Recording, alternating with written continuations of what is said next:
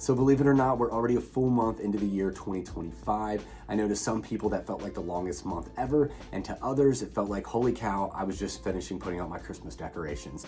But regardless of how it feels for you personally, here in the world of real estate, specifically in Northern Kentucky, we're starting to see some things pick up and move along. One of the biggest factors that affects the real estate market here in Northern Kentucky this time of year is the big W, weather.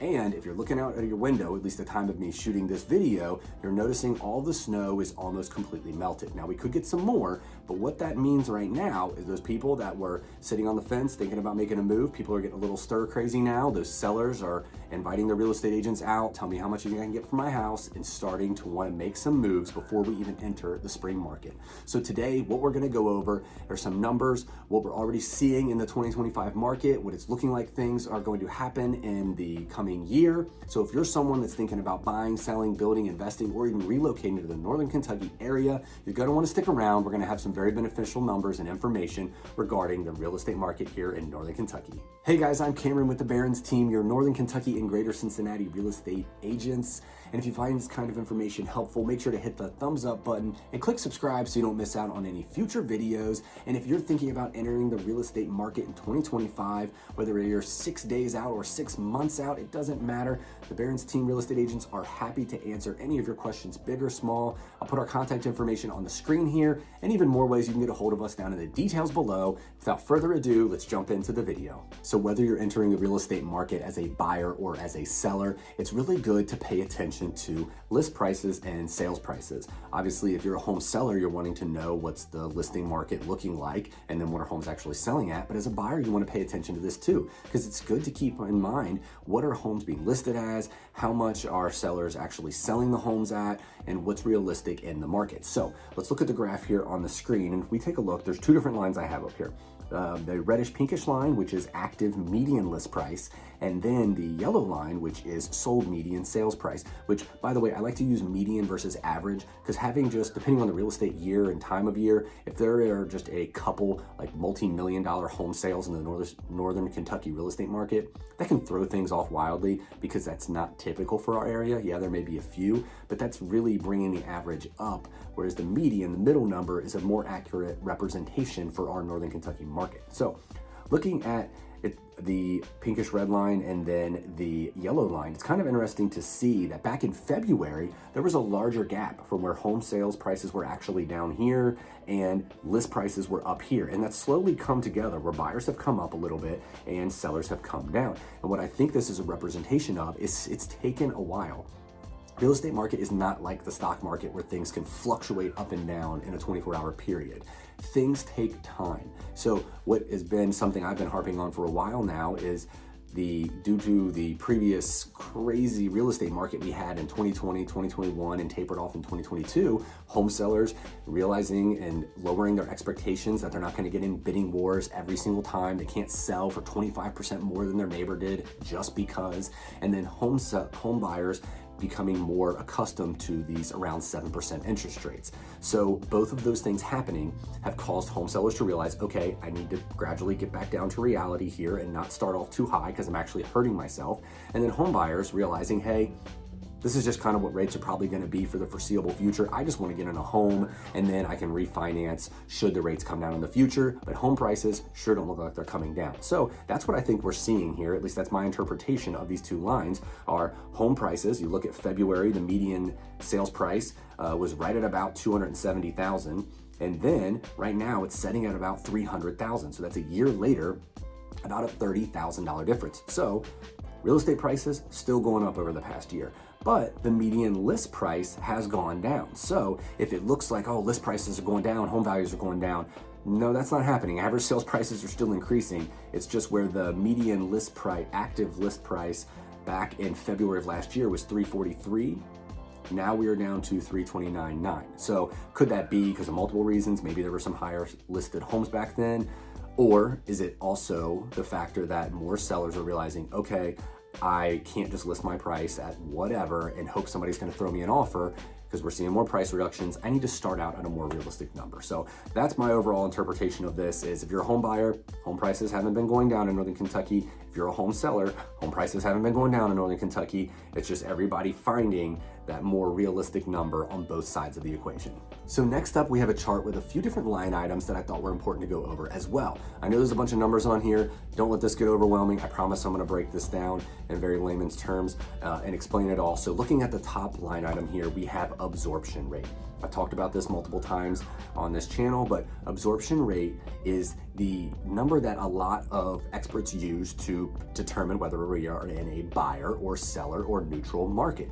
Basically, what this number is it's the 1.83 and the 1.73 at the top there.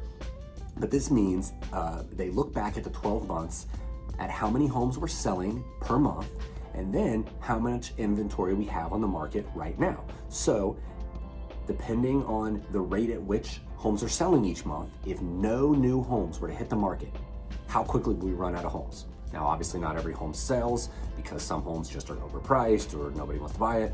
It happens, but if that happened, this is that number. So right now we are looking at 1.83 months of inventory. So just under 2 months of inventory if no new homes were to hit the market and things were to continue to sell at the rate in which they are selling over the past 12 months. That is on the low end, meaning more of a seller's market. Around 4 to 6 months is what they consider a neutral market. So even though things have been weird, and maybe you've had some listings, if you're a real estate agent or if you're a seller, your home's been sitting on the market, it hasn't been selling like that, we're still in a more favorable seller's market. So you have to ask yourself, are you maybe overpriced a little bit? Are there some slight modifications you could do to your home to get it sold?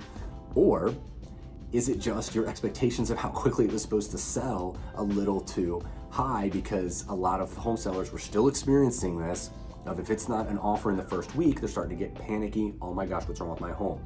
That wasn't a feeling that people had until 2020. So I promise you, your home sitting on the market a week is not something you should be panicking about. But let's look at the information so it's not just Cameron telling you this. Why am I saying this? Well, the absorption rate has gone up about 5.78% from year over year. That's not really a lot, but if that continued that trend, it means we're trending more towards a neutral market. So things have favored more towards buyers. I say favored loosely, but it's not been the crazy bidding wars on every property like we saw a few years ago. So that's the absorption rate. I'm gonna skip past the average list price.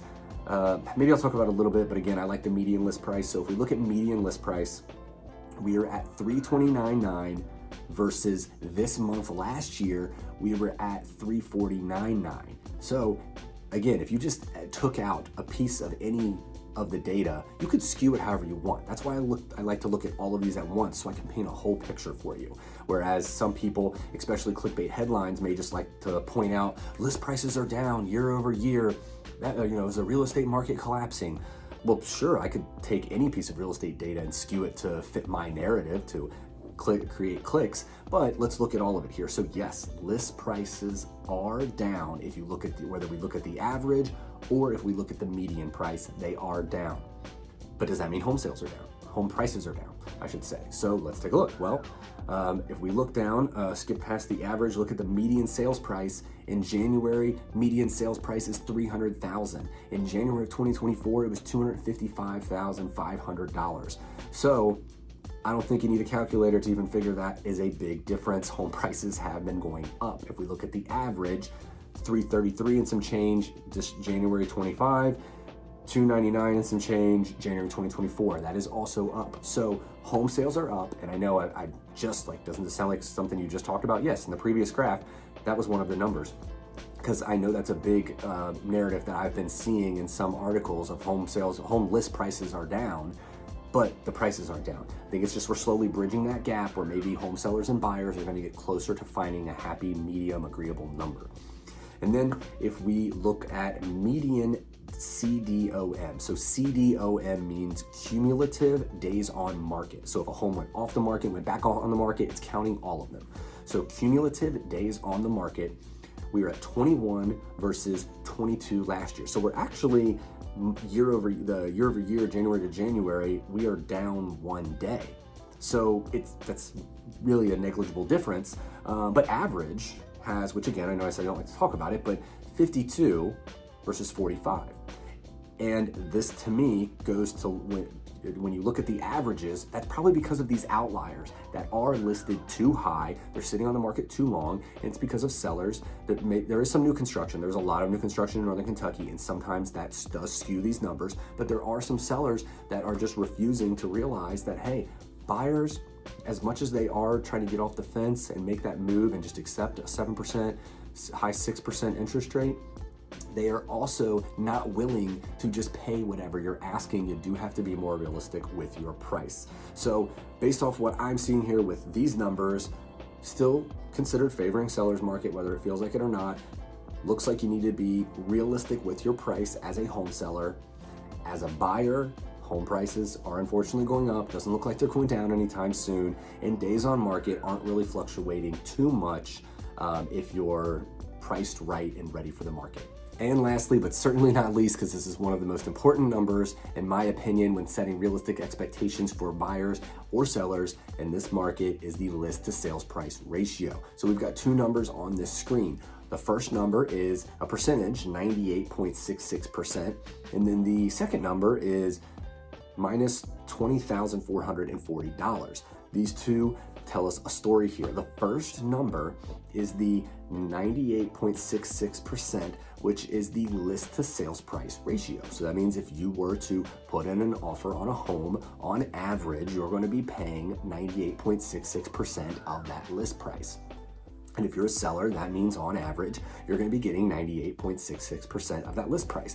But the thing that this doesn't fully paint the picture of is the negative $20,440. That is the price change on average. That means on average, home sellers did price changes of $20,440. And this goes back to the very first slide I went over, which was bridging that gap between buyers and sellers. Sellers are realizing that they've got to come back down to reality a little bit. They can't just start it as high as they want and hope buyers are going to put in an offer regardless.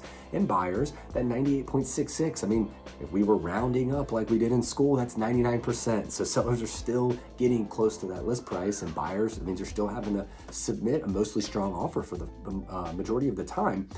But sellers are having to do more price reductions than we've ever seen, at least in recent years, because they're just starting out a little too high and then realizing, okay, I've got to come down. So once they do finally get that almost 99% list price offer, on average, they've had to come down $20,440.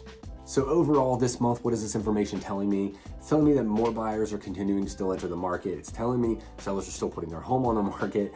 And if you're priced right and in good condition, your home's still selling, and you could get about a 99% list to sales price ratio offer on your home. But if you price too high, you may be spending some weeks, maybe even months, reducing that price, because as much as buyers are willing to give you 99%, it's 99% at a fair market value, not just any number. So I hope this information was helpful. Whether you're thinking about buying, selling, building, investing, relocating to the Northern Kentucky area, the Barron's team and agents are happy to help answer any questions you may have. Whether you're 6 days out or 6 months out, it's never too early to start planning for your real estate transaction, especially in this ever-changing market. Our contact information is on the screen here. There's also more ways you can reach out to us in the details below, and we look forward to talking to you soon.